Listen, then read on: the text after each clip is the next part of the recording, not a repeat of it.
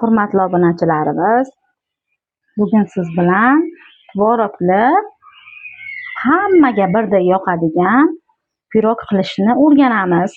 Demak, birinchi qiladigan ishimiz Bismillahirrohmanirrohim deb yarim kilo un olib oldim. Yarim kilo unga bitta dona xona haroratida erib turgan sariyog'imni solib olaman. Masilka sariyog'idan foydalandim va birinchi qiladigan ishimiz un bilan yog'ni urvoq qilib taxlab olamiz. Mana obunachilarimiz ko'p maydalamasdan katta-katta qilib kroshka qilib oldim. Endi bunga yarim chashka shakarni solib olaman. 2 dona tuxumni chaqilib olaman.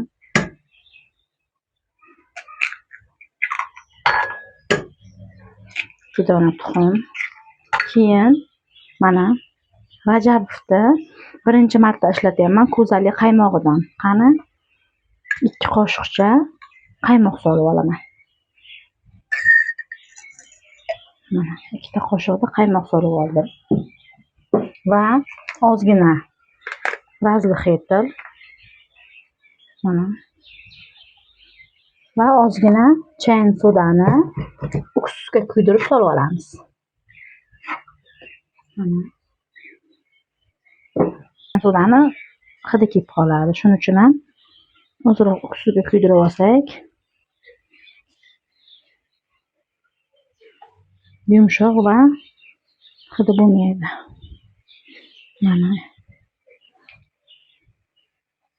Chayin sodamizni ham solib oldik. Endi chiroyli qilib xamir qorib olamiz. Mana obunachilarimiz, xamirimizni yumshoqqina xamir tayyorlab oldik. Endi buni bittasini kattaroq, bittasini kichikroq qilib zuvolachalar qilib olamiz. Mana ona bola zuvolachalarimiz tayyor bo'ldi. Endi buni 20 minutga morozelkaga qo'yib qo'yamiz. Obunachilarimiz, pirogimizni nachinkasini taxlab olamiz. Demak, tvorog, bitta kosada tvorog, yarim chashka shakarni solaman va bitta dona tuxum chaqaman. 3 ta masallig'imizni mikserda yaxshilab yoki chopperda yaxshilab aralashtirib olamiz.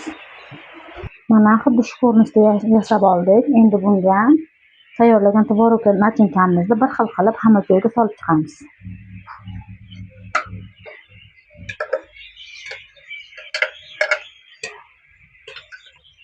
Mana obunachilarimiz, nachinkamizni solib oldik. Endi bu xamirimizni chiroyli qilib lenta shaklida kesamizda patnisimiz ustiga kubikcha ko'rinishda terib olamiz.